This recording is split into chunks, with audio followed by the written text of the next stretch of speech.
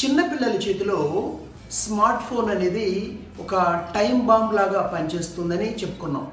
అంటే 3 నుంచి 8, 9 సంవత్సరాల వయసు ఉన్న పిల్లల చేతిలో స్మార్ట్ ఫోను ఇచ్చేస్తే రాబోయే కాలంలో వాళ్ళు కాస్త పెద్దయ్యాక దాని దుష్పరిణామాలు వారి శరీరం పైన, కండరాలు, కళ్ళు, ఇంకా దాంతోపాటు వాళ్ళ యొక్క పర్సనాలిటీ పైన ప్రభావం చూపుతుందని చెప్పుకున్నాం.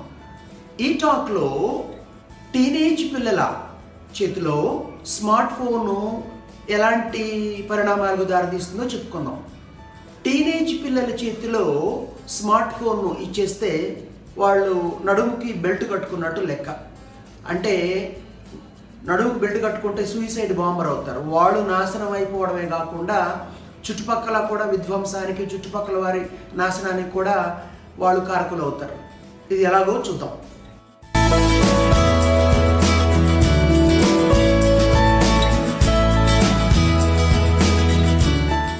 మామూలుగా రేడియేషన్కి గురి కావడం, అదే పనిగా చిన్న స్క్రీన్ పైన వీడియోల్ని కానీ కళ్ళప్పగించి చూస్తుంటే చాట్ కానీ లేదా శరీర భాగాలకి, కండర, నాడీ మండల, అలాగే అస్థికలు, బోన్స్కి, స్కెలిటల్ సిస్టమ్కి ఇది డ్యామేజింగ్గా ఉంటుంది. ముఖ్యంగా కళ్ళు ప్రభావితం అవుతాయి. ఇది టీనేజ్ పిల్లలకు కూడా వర్తిస్తుంది. టీనేజ్ పిల్లల పైన అదనంగా స్మార్ట్ ఫోన్ కలిగించే దుష్పరిణామాలు ఏమిటంటే, 1, 20 సంవత్సరాల క్రితం ఎక్కడో ఎవరో నీలి చిత్రాల గురించి చెప్పుకునేవారు. ఎవరి చేతిలోనో వీడియో ఉందంట, లేదా ఒక క్యాసెట్ ఉందంట అనేసి. దాన్ని ఆనాటి యూత్ దొరకపుచ్చుకోవాలంటే చాలా కష్టపడి ఏదో చాలా పెద్ద అడ్వెంచర్ చేసినట్టుగా ఎప్పుడో ఒక్కసారి నీలి చిత్రం చూసిన వాళ్ళు ఉన్నారు ఇవాళ పెద్దలుగా. కానీ ఎప్పుడైతే స్మార్ట్ ఫోన్ అందుబాటులో వచ్చిందో, ఈ స్మార్ట్ ఫోన్ అనేది కేవలం గత 4 సంవత్సరాలుగా వీడియోస్ని ట్రాన్స్ఫర్ చేసి లేదా ఇంటర్నెట్ని డౌన్లోడ్ చేసుకుని స్పీడ్కి వెళ్ళింది. ఎప్పుడైతే పిల్లల చేతిలోకి అందుబాటులో వచ్చిందో, టీనేజ్ పిల్లలు అప్పుడప్పుడే వాళ్ళ బాడీ హార్మోనల్ ఇన్ఫ్లుయెన్స్కి గురవుతుంది. Hormones are getting secreted in their body. అలాంటి పిల్లలు స్వతహాగా ఒక నీలి చిత్రం చూడాలన్న ఆలోచన వాళ్ళకు వచ్చినా రాకపోయినా ఫ్రెండ్స్ చెప్తారు. ఇవాళ ఈ స్మార్ట్ ఫోన్ల పుణ్యమా అంటూ వాట్సాప్లో మళ్ళీ గ్రూపులు ఏర్పడుతున్నారు. ఫ్రెండ్స్, ఒక క్లాస్ వాళ్ళు లేదా ఒక అపార్ట్మెంట్లో ఉన్న ఒక ఏజ్ గ్రూప్ వాళ్ళు గ్రూప్స్ ఏర్పడుతున్నారు వాట్సాప్లో.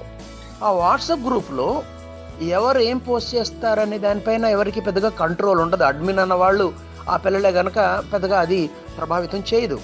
ఈ వాట్సాప్ గ్రూపుల్లో ఎవరైనా ఒక పోర్న్ లింక్ పెట్టారనుకోండి, లేదా ఒక వెబ్సైట్, పోర్న్ వెబ్సైట్ అడ్రస్ ఇచ్చారనుకోండి, లేదా ఒక వీడియో అప్లోడ్ చేశారనుకోండి, ఇక దాన్ని ఆ గ్రూప్లో ఉన్న ఆ టీనేజ్ పిల్లలందరూ చూడడం జరుగుతుంది.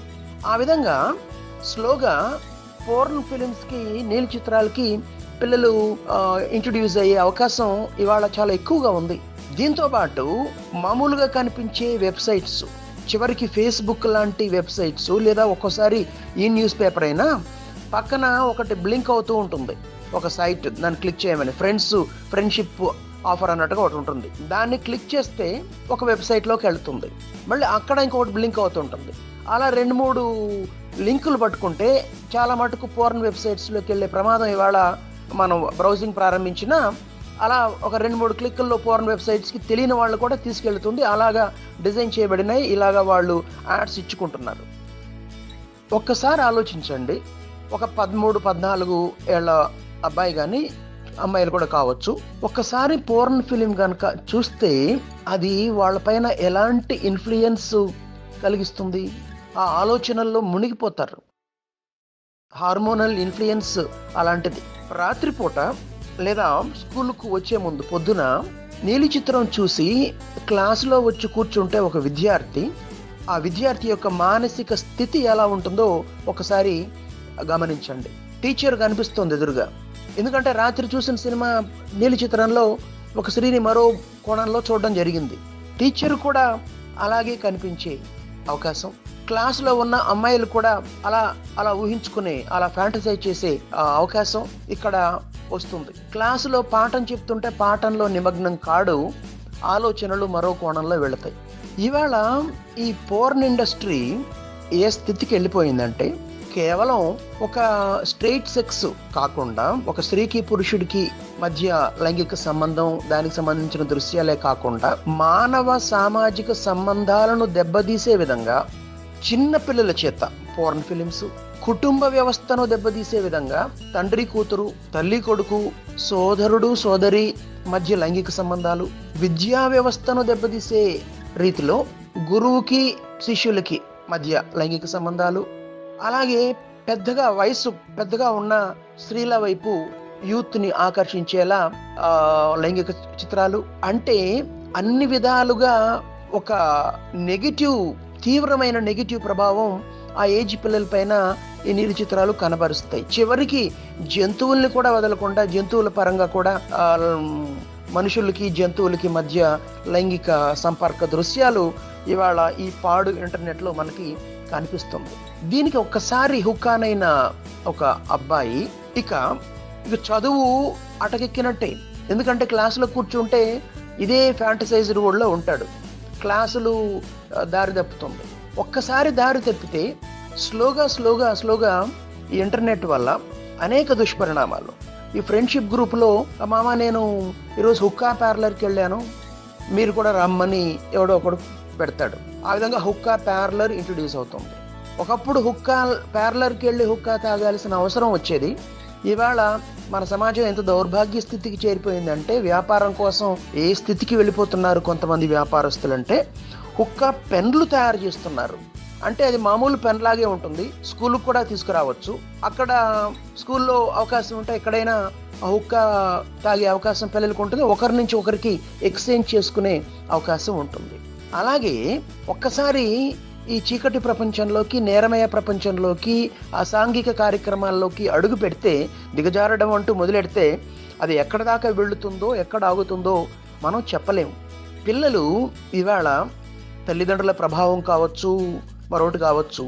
పెద్దవాళ్ళు అంటుంటారు, ఒకప్పుడు గ్రామాల్లో ఒక వ్యక్తి ఎవరైనా తాగుతున్నారంటే అతను చాలా ఆడ్ మ్యాన్ అవుట్, చాలా రేర్గా మొత్తం ఒక 500 మంది ఉన్న ఊళ్ళో 20 మంది 30 మంది మాత్రం ఉండేవాళ్ళు, వాళ్ళని తాగుబోతులు అని పిలిచేవారు.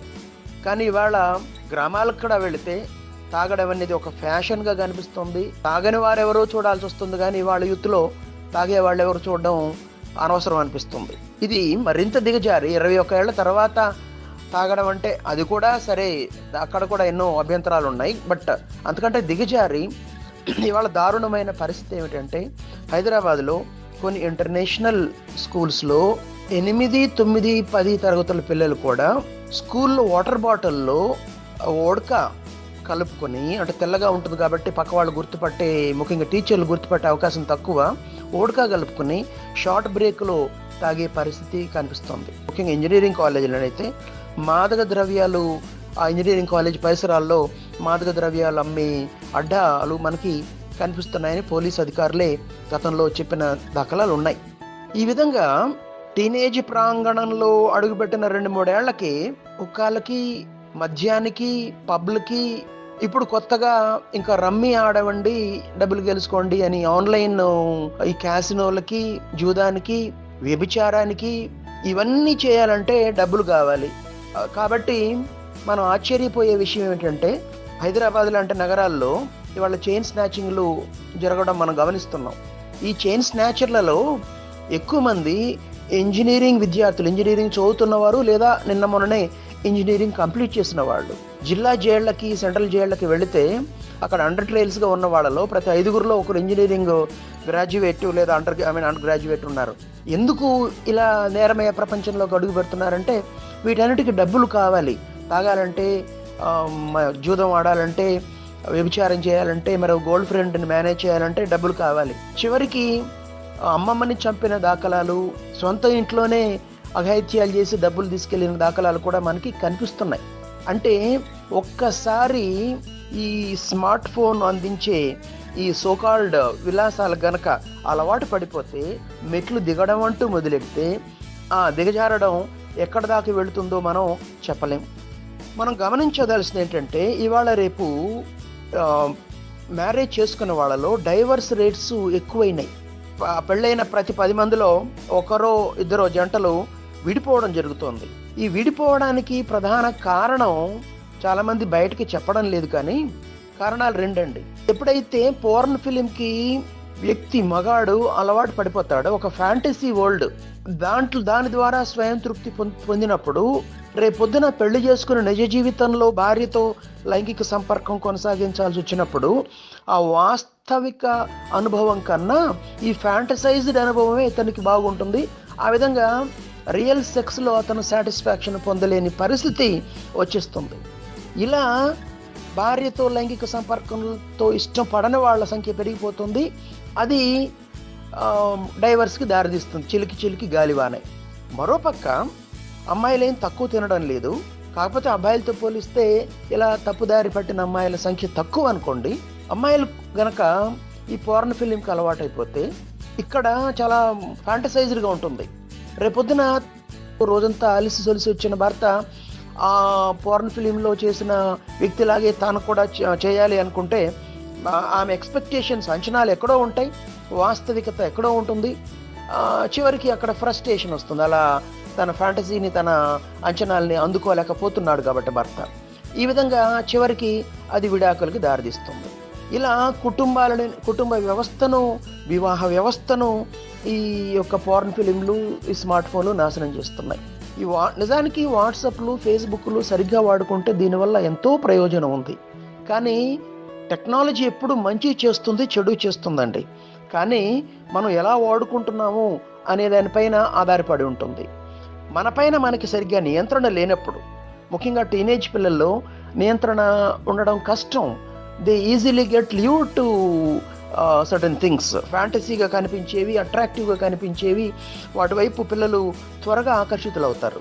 ఇక మరోపక్క చాటింగ్, అపరిచితులతో చాటింగ్ జరిపి, మొన్ననే మనం హైదరాబాద్లో 1 సంవత్సరం క్రితం వార్తలు విన్నాం. ఆన్లైన్లో అమ్మాయిలతో పరిచయం పెంచుకొని వాళ్ళ యొక్క న్యూడ్ పిక్చర్స్ని సేకరించి వాళ్ళని బ్లాక్మెయిల్ చేసి ఒక వ్యక్తి దాదాపు 130 మంది అమ్మాయిలతో సంపర్కం చేశాడు, ఆ చివరికి అరెస్ట్ అయ్యాడని చెప్పి. ఇలాంటి ఎన్నో ఆన్లైన్ అపరిచితులతో సంబంధాలు ఏర్పరచుకుని చివరికి ప్రాణాల దాకా కొని తెచ్చుకున్న వాళ్ళు కూడా ఉన్నారు. అందుకే అంటాను నేను, టీనేజ్ పిల్లలకు కూడా నిజానికి వాళ్ళపై వాళ్ళకి నియంత్రణ ఉండే అవకాశం తక్కువ. అలాంటి వారి చేతిలో కూడా స్మార్ట్ ఫోన్ అనేది ఒక బెల్ట్ బాంబు. వాళ్ళకి స్మార్ట్ ఫోన్ ఇవ్వకపోవడం బెస్ట్. ఇస్తే దానిపైన పూర్తి స్థాయి పేరెంటల్ కంట్రోల్ ఉండాలి, వాళ్ళకి పూర్తి స్థాయి కౌన్సిలింగ్ ఉండాలి, పూర్తి స్థాయి వాళ్ళపైన పర్యవేక్షణ ఉండాలి. అప్పుడే మన పిల్లలు మనకు దక్కి వస్తారు. లేని పక్షంలో వారి ప్రయాణం ఎటువైపు మనం చెప్పలేము.